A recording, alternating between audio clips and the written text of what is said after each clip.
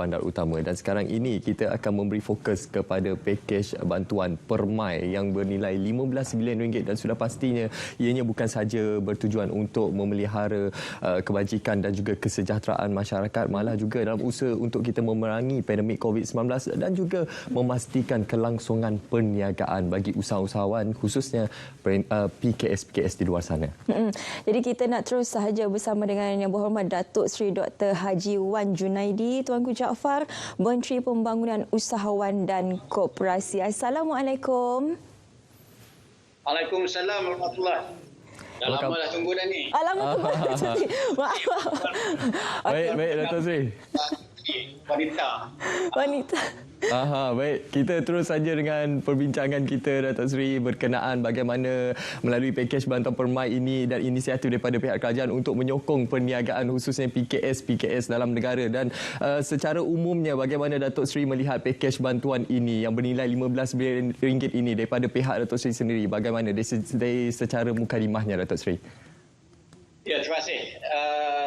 Sebenarnya yang pakej diberi dulu oleh pihak kerajaan yang telah diumumkan oleh Yang Berhormat Perdana Menteri ialah sejajar dengan tindakan kerajaan untuk melaksanakan PKKPP yang baru-baru ini dan juga sebenar dengan apa yang dipanggilkan pengisytiharan darurat untuk menangani masalah COVID. Jadi yang 15 bilion itu walaupun dianggap belum lagi mencukupi keseluruhannya, tetapi kita bolehlah guna dengan masa yang terdekat dan insya-Allah kementerian saya mengguna dengan sebaik mungkin sumber-sumber yang disalurkan kepada kementerian saya. Contohnya yang disalur kepada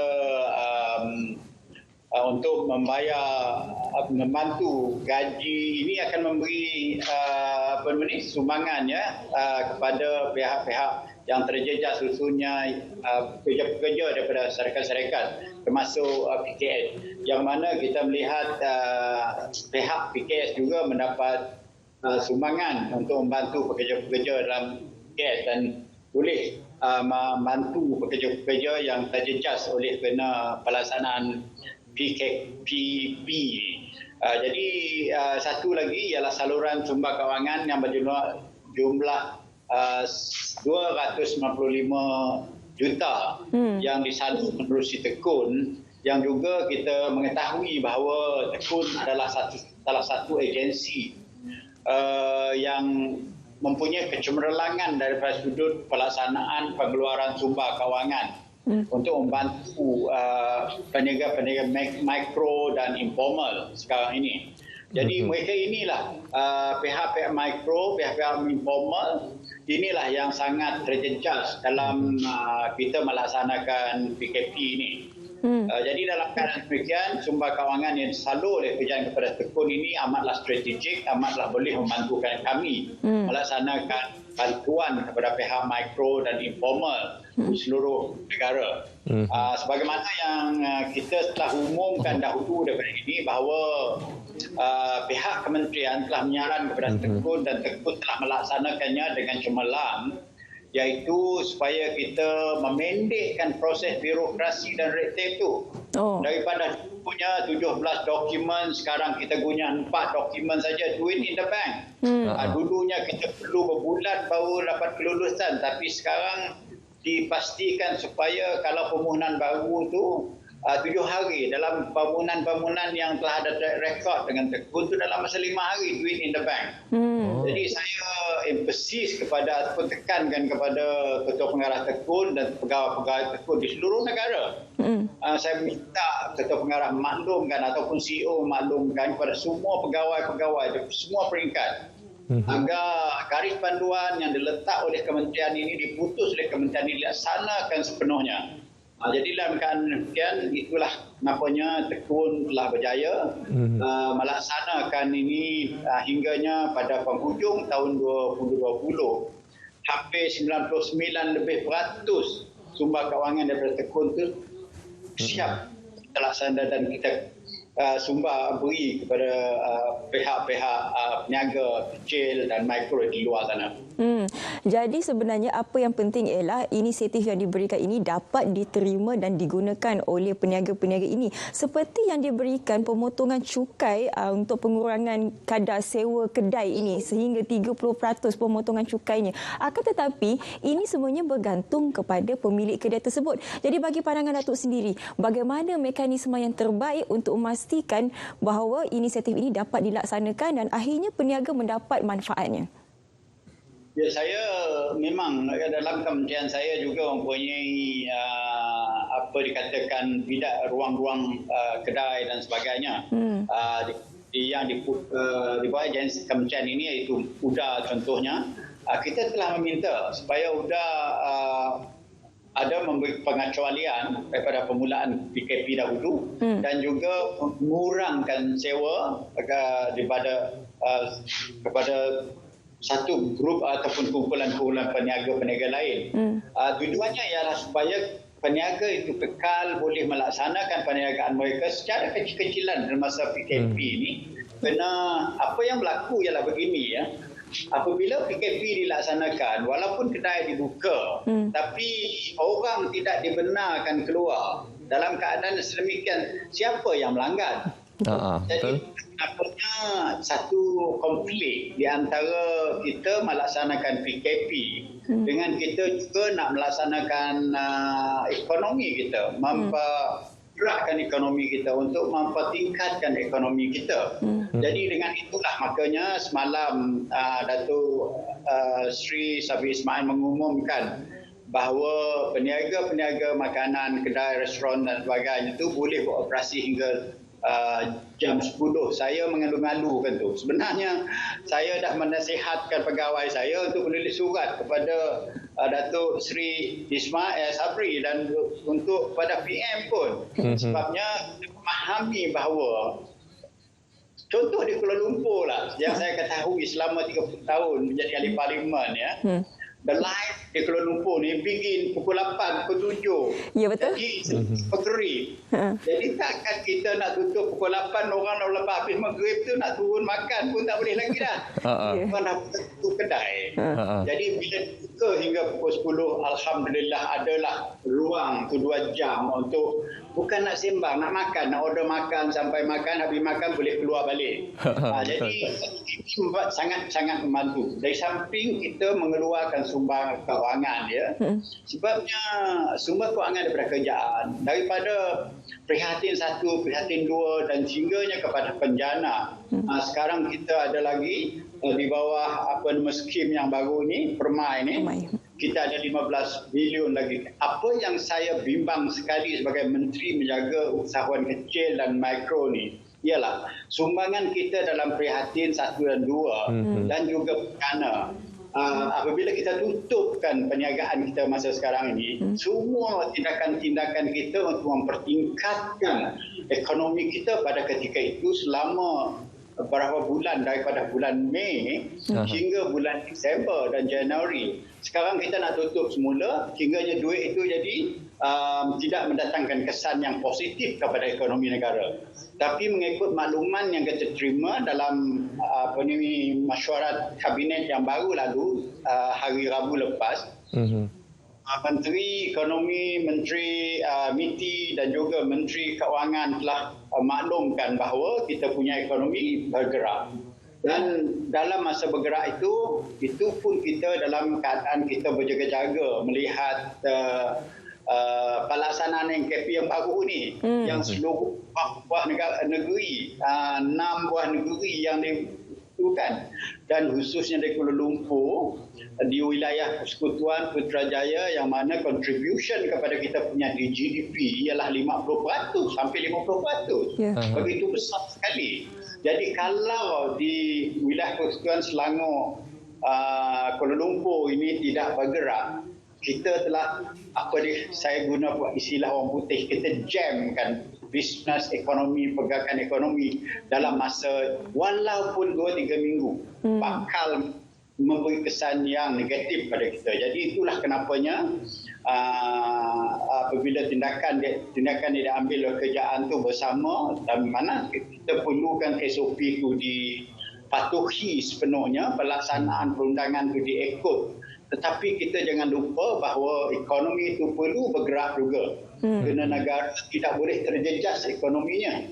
Kerana setelah COVID ni dah reda, nanti kalau kita dah boleh mendatarkan kita punya keadaan COVID, insyaAllah ekonomi kita boleh bergerak. Dan apa yang kita bimbang, kita punya prediction ataupun kita punya jagaan pada tahun 2021 ini kita punya GDP growth ialah 5.6%, itu tidak terjejas sangat oleh kerana PKP yang telah masa singkat ini. Itu semua kita punya pergerakan ekonomi perlu berjalan dengan lancar. Baik Datuk Seri, kita lihat perkembangan perniagaan dalam talian merupakan satu inisiatif ataupun strategi terbaik bagi PKS untuk mereka menjana pendapatan dan juga meneruskan kelangsungan perniagaan mereka.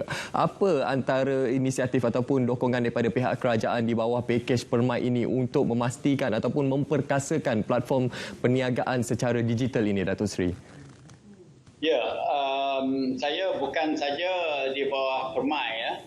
Bahkan apabila pengumuman dibuat oleh Menteri Keuangan pada masa belanjawan yang baru lalu dan telah diluluskan oleh pihak kerajaan, kita buat kajian secara terperinci untuk melihat sendiri apakah jenis bantuan yang perlu kita beri dan kita salurkan dan macam mana untuk menyalurkannya dan apa mekanisme yang kita ada untuk membantu usahawan di luar sana.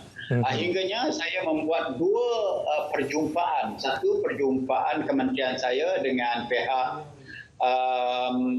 Economic Council, Majlis Ekonomi Negara yang dipengerusi oleh Yang Amat Berhormat Perdana Menteri sendiri dan membentangkan satu kertas kerja yang dibentang oleh Ketua Setiausaha Kementerian saya, Datuk Suraini, the hard truth, iaitu kenyataan dan realiti keadaan.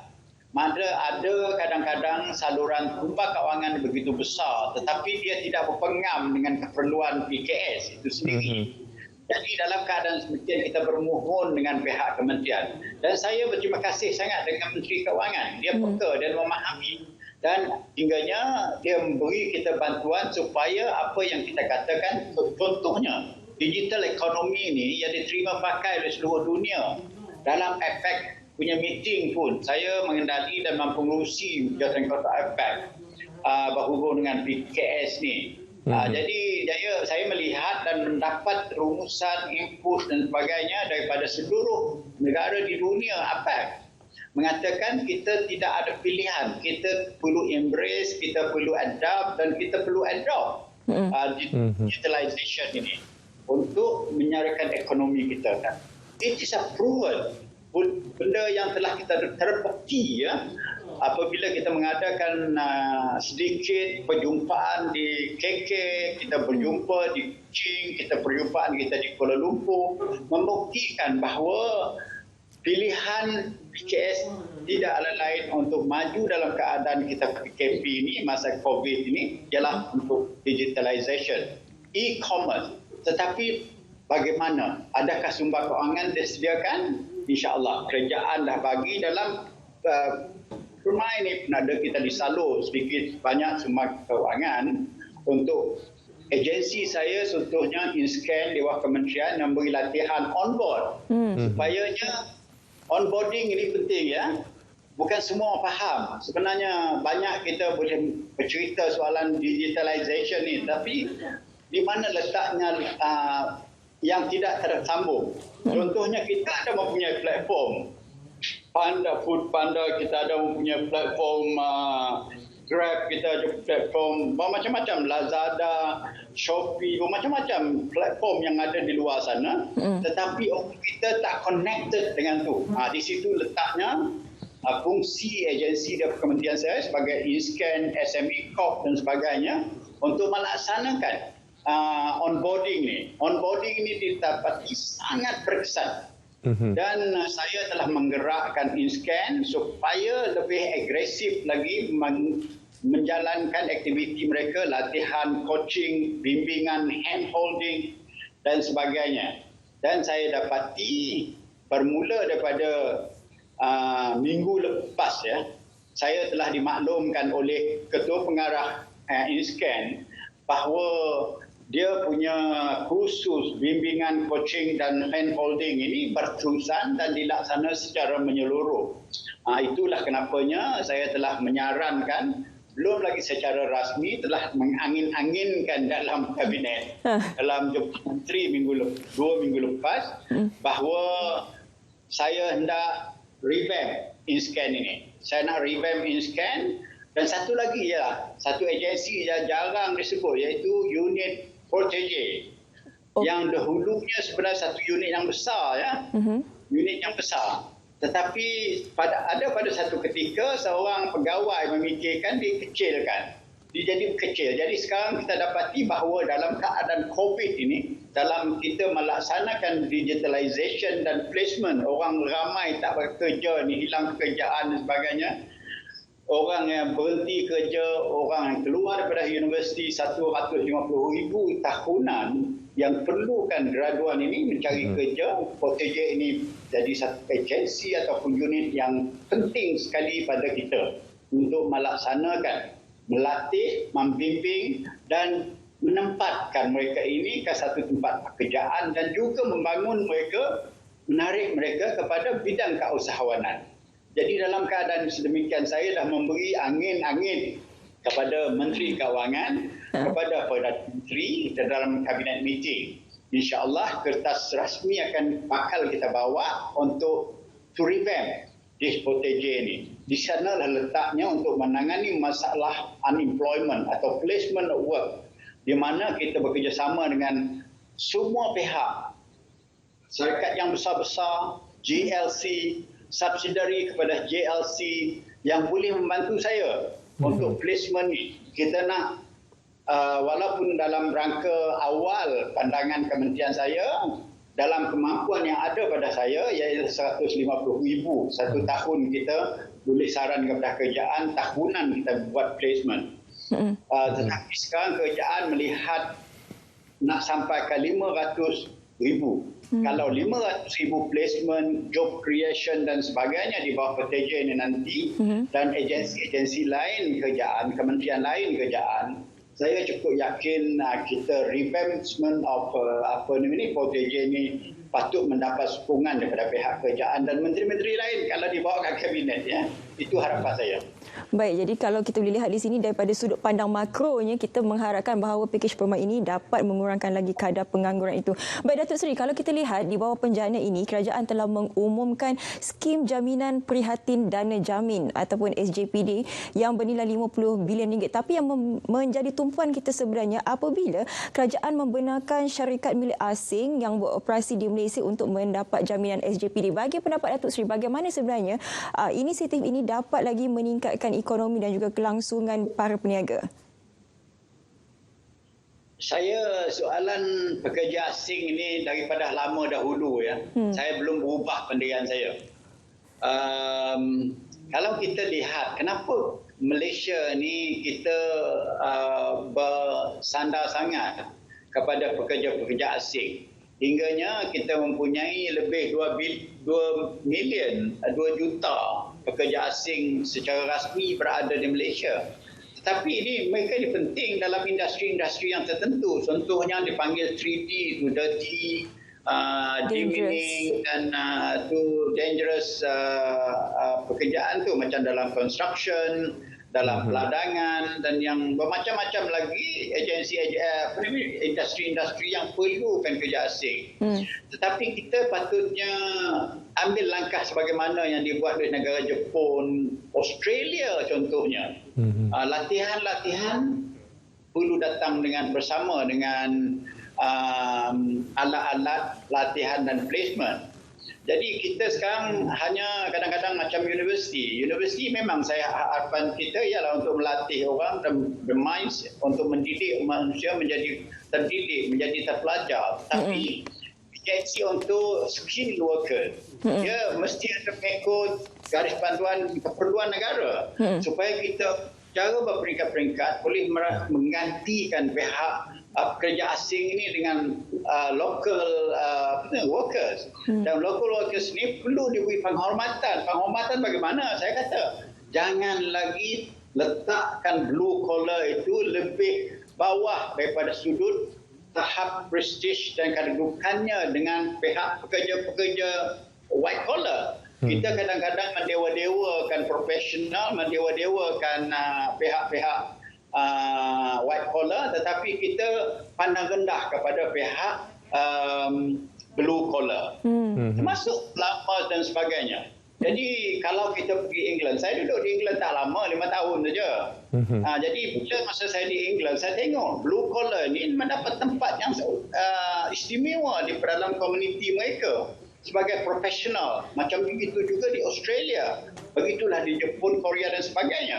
Jadi kita kena placement ini untuk meletakkan orang sama rata dalam sudut pekerjaan, sama ada blue collar atau white collar.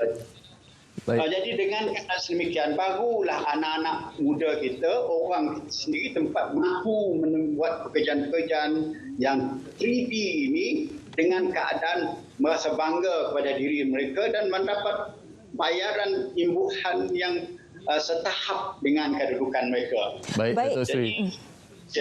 Baik, Dato' Sri. Satu perkongsian yang cukup menarik, mungkin kita memerlukan ruang diskusi yang lebih lama untuk kita memperhalusi pelbagai cabaran yang dihadapi oleh PKS-PKS di luar sana dan juga pelbagai inisiatif yang dikemukakan oleh pihak kerajaan untuk membantu mereka mendepani cabaran ini. Dan sudah pastinya, Dato' Sri, sekarang ini, Dato' Sri, kita sebenarnya nak naik belon, Dato' Sri. Kita nak terbang ke Sarawak untuk cerita pagi Sarawak, untuk kita melihat berkenaan bagaimana cabaran usahawan kraft Sarawak mendepani cabaran COVID-19. Kita sama-sama saksikan.